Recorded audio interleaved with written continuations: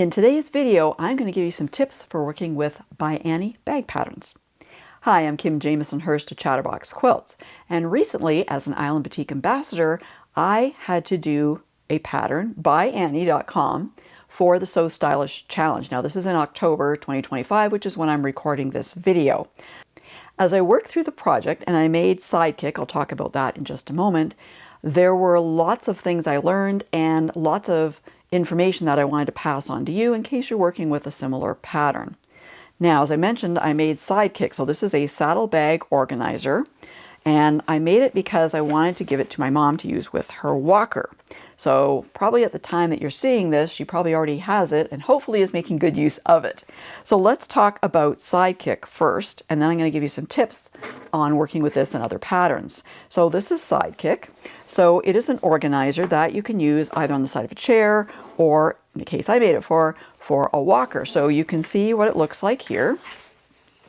So that's the outside of it. So you can see there's mesh pockets, there's zippers with interior pockets. It's got a nice handle on the top with strapping inside, so it's nice and sturdy. There's a big pocket on the front as well, a zippered pocket, and there's more mesh pockets inside. I'm not sure if you can see those or not. It's hard to show you the inside of it, but there's pockets along both sides, the ends as well. So there's 6 different pockets in there all together. And it opens up. So this is where you would attach it, you know, on a chair. So you might put it over the side of a chair. And if you want to use it on a walker, you notice that there's Velcro strips here, or hook and loop tape, they will call it. So you'd put it over the walker. Let's see if I can show you this way maybe. Put it over the walker, and these will attach to keep it on.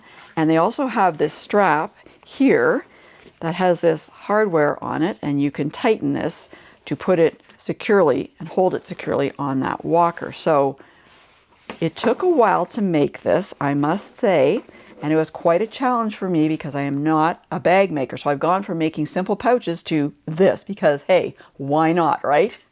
So I've got to say that working with the ByAnnie pattern is great.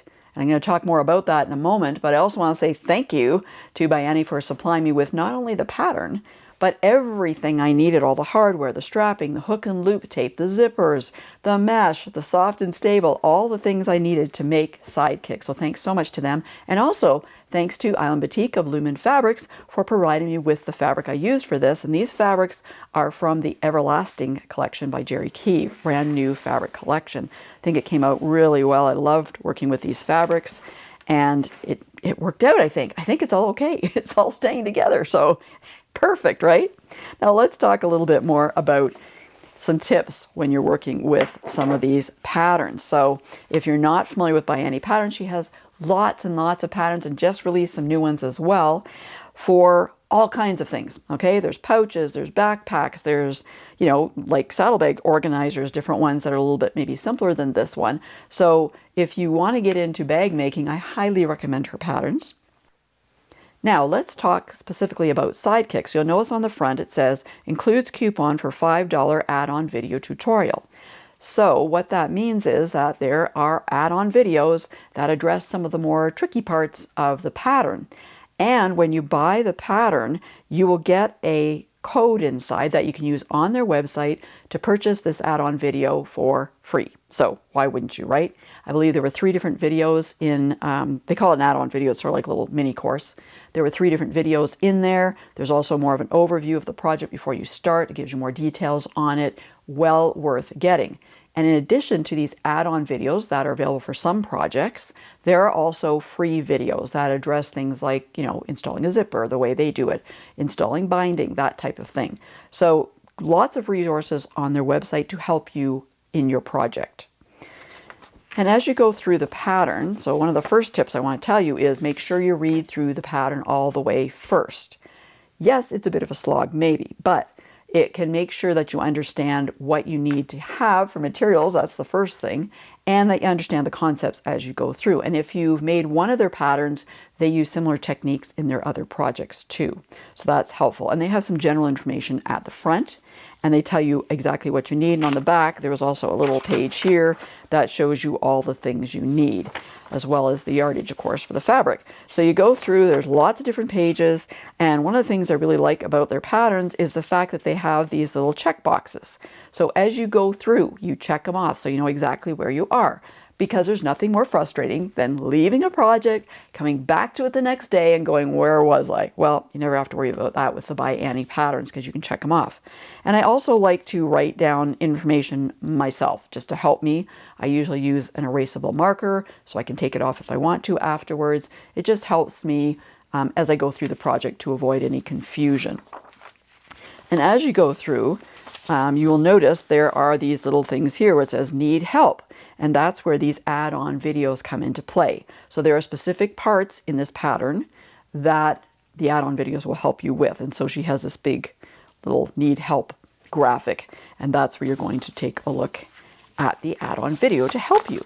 The other thing she has in her patterns, which is super helpful, is on the back page she has these labels. Now what I do is I make a copy of the labels, cut them out, and then as I'm cutting out the fabric or as I'm cutting the hook and loop tape or whatever it may be, I will attach this with a pin to that piece, okay? Helps to keep things organized, helps to keep you from getting confused. There are lots of pieces in this one, as you can see, but I don't want to cut up the original pattern because there is something on the other side of it. So I actually make a photocopy of it, then I can cut it up and keep that piece with, you know, whatever it pertains to, right? The other thing is there may be templates. In this particular one, there's a couple of templates here. And again, I don't want to cut up the pattern, so I made a copy of this page. And then what I did is I actually cut out the templates, like outside the lines, and I glued them to the paper side of freezer paper. And then I cut out the freezer paper with the template attached on the printed lines. And that way I could actually put the freezer paper where it was supposed to be on the fabric, in this case on the fabric, press it down, draw around it as per the instructions, and then you're cutting part of it out.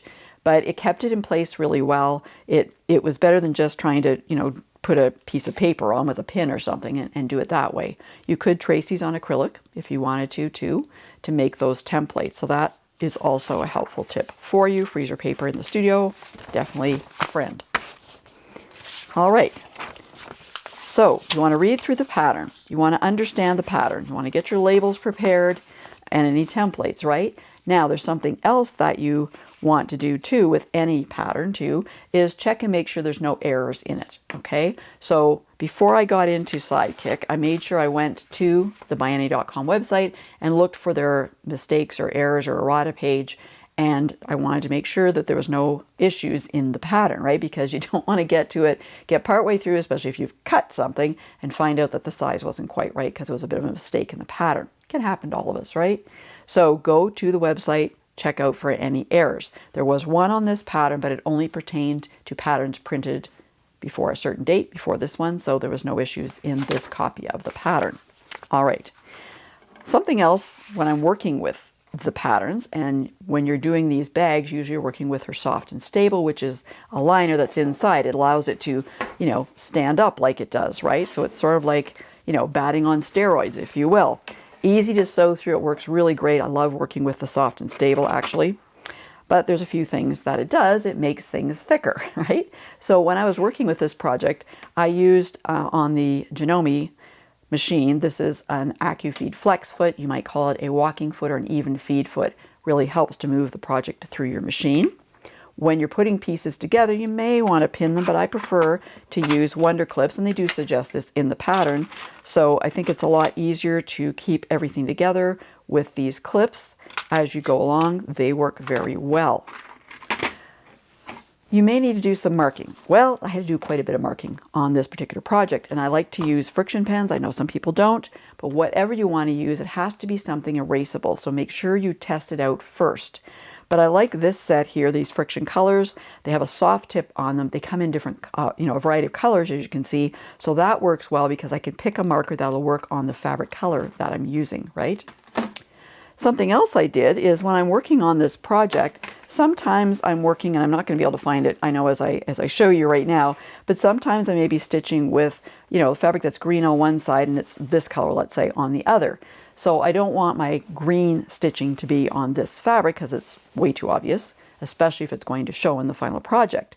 So I would often use, green in the top, and, this is actually the thread I was using here to do the quilting. I would use this in the bobbin. So I did that quite a bit on this project, and when I did that, I made sure I really reduced my top tension quite a bit so that I avoided any of those pokies, any of the bobbin thread coming up to the top, and it worked out really, really well. So don't be afraid to switch up your threads when you're working on a project like this so that you can avoid having, a really obvious thread showing on a fabric where you really don't want to see that. So I was really pleased with how Sidekick turned out. There were times where I was almost ready to give up because it's a lot to make because I'm not an experienced bag maker at all. But I made it through. It all turned out just fine. I made a few errors, I will admit, but your seam ripper can be your best friend.